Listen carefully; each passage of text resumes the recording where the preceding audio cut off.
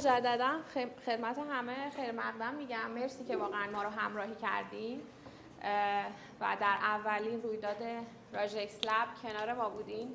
واقعا افتخار دادید.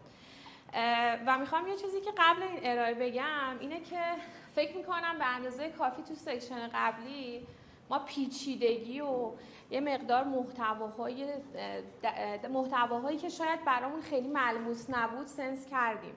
واقعا دنیای دیجیتال مارکتینگ همینه، یه مقداری بعضن ناملموسه، به قول مارکترها تاچبل نیست، نمیتونی سنسش کنی و ما در راژکس همینجا هستیم که این دنیای پیچیده رو بر شما ساده بکنیم و کمک بکنیم که این دیتاها و این در واقع داده هایی که شما دیدین براتون تبدیل به یک سری اطلاعات و اینفورمیشنی بشه که تو کسب و کارتون به کارتون بیاد. به قول خودم همیشه میگم به زخمتون بزنین، به دردتون بزنین، اون جایی که شما میخواید از این کانال‌های دیجیتال و از این کانال‌ها توی مارکتینگتون ازشون استفاده بکنید. من خیلی در واقع نمیخوام مفصل در مورد این سکشن توضیح بدم، در مورد اینستاگرام توضیح بدم. بعد اول از همه میگم که ما با توجه به سرچی که کردیم، حالا اصلا چرا ما هم به این نتیجه رسیدیم که کانال اینستاگرام یعنی سوشال اینستاگرام برای کسب و کار جالیزان اوکیه. یعنی خب ما اصلا ادعامون اینه که میایم بررسی میکنیم و میگیم که شما مثلا تو چه سوشالی باشید، تو چه سوشالی نباشید، کجا بهتره که بیشتر هزینه بکنید و استفاده بکنید. با توجه به هشتگی که داره تو اینستاگرام بابت این مسئله سرچ میشه و ما به این دیتا رسیدیم که پس عملاً جالیزان میتونه بجز چنل سایتش و SEO یا SEO اگر میخواد انجام بده روی سایتش، میتونه تو اینستاگرام هم برای خودش فعالیتش رو شروع بکنه با یه استراتژی خوب و خب اورنس ایجاد بکنه، تعامل بکنه با مخاطبین هدفش، پرسوناش رو اونجا بیشتر بتونه تارگت بکنه و اتفاق خوبی رو برای خودش تو این چنل مارکتینگ رقم بزنه. با توجه به دیتایی که شما تو این سایت ببینید، اگر بخوام رفرنس رو بگم، رفرنسی که توی این دیتا استفاده شده سعی کردیم خیلی پیچیده نباشه. این سایت پیج خود جالیزان هست، خیلی ساده این رو برای 90 روز گذشته آنالیز کردیم و چیزی که وجود داره داریم اینجا می‌بینیم که به خاطر اینکه حالا تولید محتوا انجام شده، من اول از نقاط قوت این پیج میگم که حتما خودتونم پیجا رو ببینید. به هر حال دنیای اینستاگرام باز دنیای ملموس‌تریه، یعنی چون به هر حال هممون یه دستی به یعنی رسوندیم به اینستاگرام که حالا مثلا از این چنل بتونیم استفاده بکنیم حتی برای پرسونال برند خودمون. بنابراین ما این رو به این نتیجه رسیدیم توی آنالیزی که داشتیم اینکه این پیج به هر حال محتواش رو سعی کرده شروع بکنه، دسته بندی داره برای تولید محتواش، هایلایت چیده. کسی وقتی میاد توی اون پیج متوجه میشه که تا حدودی این کسب و کار چیه، اگر بخواد راه ارتباطی باهاش داشته باشه میتونه به اون برسه و این اتفاقات توی پیج افتاده و ما اینها رو به عنوان اینکه نقاط مثبت این پیج هستن قبول کردیم و میگیم که این اوکی هستش و شما میتونید این مسیر رو با یه بهینه‌سازی به شرایط بهتری برسونید. اما چیزی که اتفاق افتاده اینه که خب چون ما اینو برای 3 ماه گذشته گرفتیم، اینه که واقعا ما داریم دیگه کم کم میبینیم که تعامل این پیج رو به افته. یعنی شما این درصدهای حالا اکانت ریچ، اکانت اینگیج و توتال فالوورز رو دارید میبینید که افت کردن، یعنی همه اینا منفی شدن. حالا من خیلی نمیخوام جلو برم برای اینکه اون عددا به اندازه کافی ریز هست، اون سایه اذیتتون نکنه. اینها همه منفی شدن، یعنی منفی 11، منفی 41 و خب توتال فالوورزش هم منفیه. حالا اینکه اصلا این دیتا ها یعنی چی، من اصلا خیلی ساده میخوام اینا رو بگم که البته که شاید خیلیاتون خودتون به هر حال دوست داشتید یه محتوایی رو تولید کردید، رفتید این سایتش رو چک کردید، ولی به هر حال من برای توضیح مکمل میگم خدمتتون. اینها در واقع یعنی اینکه شما چقدر، یعنی این اوورویویی که شما دارید اینجا میبینید، این شاخص‌ها دارن نشون میدن که شما چقدر تونستید با مخاطبتون تعامل بکنید، چقدر از اکانت، یعنی چند تا اکانت محتوای شما رو دیدن، چند تا اکانت با شما اینگیج یا تعامل داشتن و در نهایت هم توتال فالوورز که این توی 90 روز گذشته فقط 16 تا بوده و این پایینه. حالا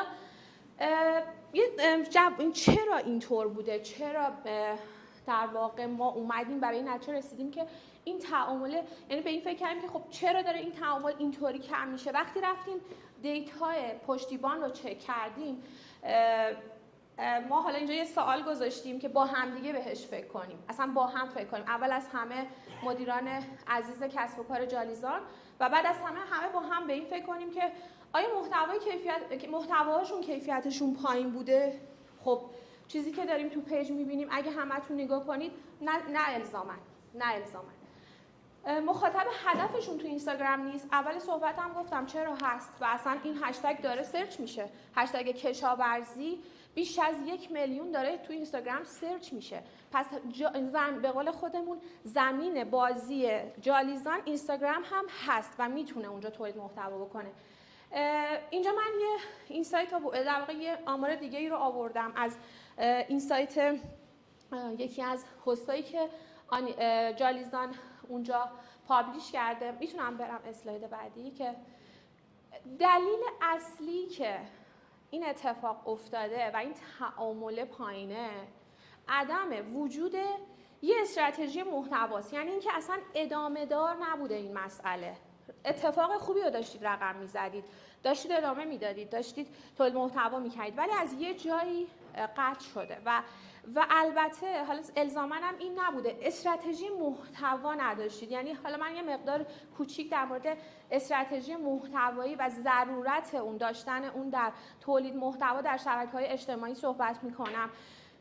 ما وقتی میخوایم در یه سوشال برای یه کسب و کار تولید محتوا بکنیم، اول از همه یه ریسرچی میکنیم، یه سند استراتژی براش در میاریم که توی اون سند استراتژی رقباش رو بررسی میکنیم، بهش میگیم که اصلا تو چه سوشالایی باید فعالیت بکنه و بر اساس اون ما میایم و یه کلندر محتوایی براش میچینیم. کلندر رو چرا کلندر رو میچینیم؟ به خاطر اینکه بتونیم به تولید محتوایی که میکنیم متعهد باشیم.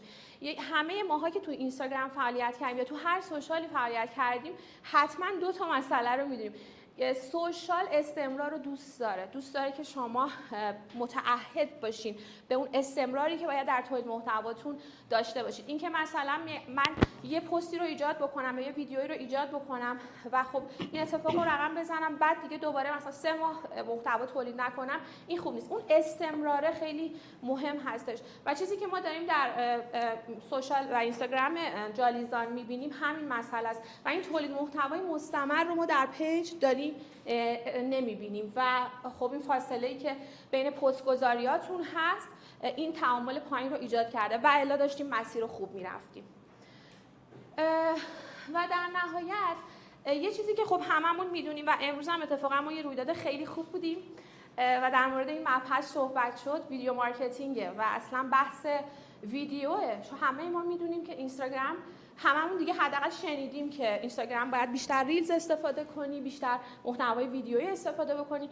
اگر چنل اینستاگرام رو داری برای مارکتینگ تارگت میکنی، چون تعامل بهتر ایجاد میشه، شما توی زمان کوتاه میتونین خیلی سریع پیامتون رو و اون هم مسیج رو و هم کانسپت رو خیلی راحت میتونید منتقل بکنید توی ویدیو و این فرصت به شما داده میشه.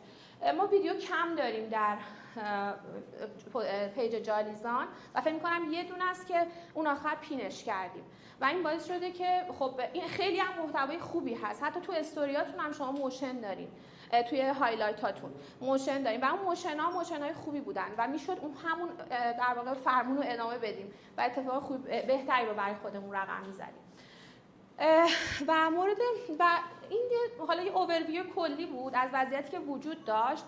من اینجا چند تا شاخص ما اینجا تعریف کردیم که این شاخص‌ها توجه کردن بهشون خیلی به شما کمک می‌کنن. ببین این سایت یا هر ابزار آنالیز دیتای دیگه‌ای تو فضای دیجیتال یه سری داده به شما میده.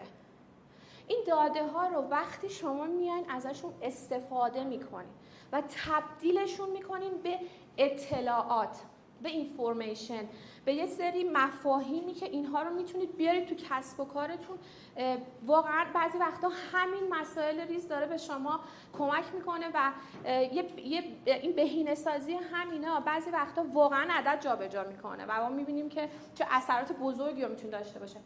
ما اومدیم یه چند تا شاخص رو تعریف کردیم. شاخص کاربردی بودن محتوایی که دارین تولید میکنین، شاخص ترند بودن اونها و شاخص جذابیتشون. کاربردی بودن یعنی اینکه شما بیاید، حالا اینکه چطور هم اینها محاسبه میشن وجود داره که سیو به ریچ، شیر به ریچ، و شاخص جذابیت اون محتوایی که شما دارید تولید میکنید، پروفایل ویزیت به نام فالوورزاتونه. حالا همه اینا رو اونقدری که لازمه حتما الان توضیح میدم که چطور میتونید اصلا اینا رو به دست بیاریم.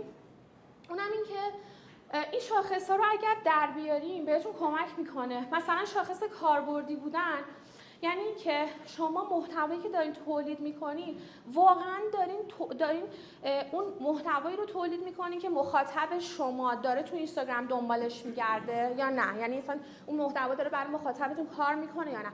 چون میدونین دیگه ما به هر حال هر کاری که داریم، من چون خودم یه مارکترم و همیشه برام این دغدغه است که چی، که اون اکتیویتی که من دارم تو چنل‌های مارکتینگم به طور کلی و حالا دیجیتال مارکتینگ انجام میدیم به نفع مخاطب باشه. چون شما تا زمانی که مشکل اون رو حل نکنید اون با شما تعامل نمیکنه، به خاطر اینکه اون اصلا نیومده محتوای شما رو ببینه، اون اومده مشکل خودش رو حل کنه، اومده خرید کنه، اومده دیتاشو تکمیل بکنه، اومده به هر حال یه سری اکتیویتی که به نفع خودشه و دنبال این مسئله است. شاخص ترند بودن این که خب شما محتوایی که تولید میکنید نباید از ترند غافل باشید. البته که نه هر ترندی قاعدتاً، هر کسب و کاری حتما برای خودش به هر حال یه استراتژی داره، یه سری اتفاقات رو برای خودش رقم زده. استاد من آقای مهدوی اینجا هستن که ما میدونیم که تو بحث برندینگ یه جاهایی اصلا از یه ترندایی با توجه به استراتژی برند نمیتونیم استفاده بکنیم، اما اون اتفاقاتی رو که میتونید رقم بزنید رو بهتره که استفاده بکنید و اون آیدیش رو برای خودتون بیارید حتما. و در نهایت مثلا ممکنه که رقبای شما هم از اون استفاده کرده باشن.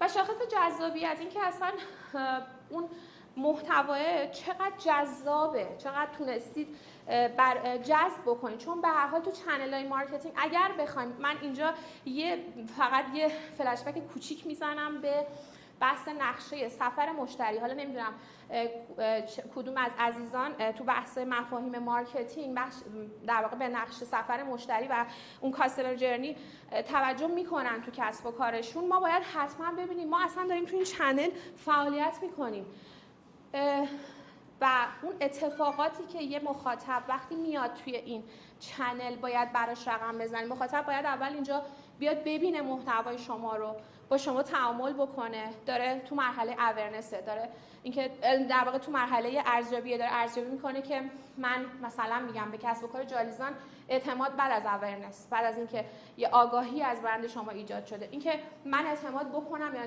داره ارزیابی میکنه، داره اینکه من انتخابش بکنم. بنابراین اونجا خیلی مهمه که شما به این شاخص‌ها اهمیت بدید، چون اگر این شاخص‌ها توی سوشال شما مثبت نباشن و بالا نباشن، حالا البته بعضیشون باید پایین باشن، نه همشون الزاما بالا باشن که اینا همش رو با دیتای پشتیبانیش رو حتما در اختیارتون قرار میدیم، باعث میشه که شما فعالیت میکنید. ولی با مثلا تو چنل اینستاگرام این اتفاق رو رقم نمیزنید که طرف اگر محتوای شما رو حتی توی اکسپلور دید یا هر جای دیگه این محتوا براش فوروارد شده بود، پروفایل ویزیت هم میکنه، ولی تا زمانی که دکمه فالو رو نزنه یعنی جذب شما نشده. و این اتفاق ما میخوایم. بعضی وقتا ما خوشحالیم یه محتوای وایرال تولید می‌کنیم، میگیم محتوای منو دیدی تو اکسپلور بودا. خب اوکی، این خیلی خوبه، اینم یه شاخص مثبته، اما این که شما محتوا رو تولید کردین رفت توی اکسپلور که چی براتون بیاره؟ شما احتمالاً برای اون محتوا هزینه زیادی هم کردین. به هر حال هزینه کردیم و میدونیم هممون احتمالاً اینم میدونیم که تو فضای دیجیتال مارکتینگ هم و کلا مارکتینگ و تولید محتوا هزینه‌ها بالاست. و وقتی این باعث فالو نشه، دکمه فالو رو نزنه و شما رو فالو نکنه، فقط پروفایل ویزیت برای شما بیاره، اینم پس قطعا کافی نیستش. این موردی بود که من میخواستم به شما در رابطه با کلیت اکتیویتی شما در فضای اینستاگرام بگم و اینکه بهتره این قسمت‌ها رو پوشش بدین، یه مقدار این قسمت‌ها رو بهینه‌سازی بکنید، اتفاقای بهتری رو برای خودتون تو اینستاگرام رقم میزنید. و اگر موردی هست، اگر سوالی هست، من در خدمت شما هستم. اگر نه مهداد جان شما میتونید که یه مقداری در رابطه با فکر کنم ما در انتهای این فایل در انتهای این فایل ما یه جمع‌بندی داریم از اینکه حالا با توجه به همه صحبت‌هایی که شد از ظهر تا الان، اینکه جالیزان تو سایتش چیکار کرده، تو سئوش چیکار کرده، تو سوشال میدیاش چیکار کرده، حالا با توجه به همه اینا اومدیم یه اکشن پلن و نقشه راه اجرایی بهش دادیم. گفتیم ببین با این دیتا شما به راحتی اگر تیم این هاوس دیجیتال مارکتینگ دارید داخل سازمان خودتون، به راحتی میتونه اونو ببره استفاده کنه و اتفاقات بهتری رو رقم بزنه. اگر ندارید میتونید بون سپاری کنید، انجامش بدن براتون و اتفاقات بهتری رو ایجاد بکنید. البته که ما اینجا یه اسلاید دیگه هم داریم، فکر کنم اینجا مونده، اونم این که حالا همین توضیحاتی بود که بهتون گفتم، این که خب توی هایلایت ها، البته هایلایت اینجا اون کلمه اون قسمت اول رو باید اصلاح می‌کردیم چون اون زمانی که بچه‌ها چک کردن احتمالاً براشون هایلایت ها رو ندیدن، ولی بعد که ما چک کردیم ریوایز کردیم شما هایلایت دارید و هایلایتاتون هم وضعیتش خوبه. اعتمادش رو خب یکی از مؤلفه‌هایی هستش که حتما باعث اعتماد میشه و همین فعلا در فاز سوشال میدیا همین.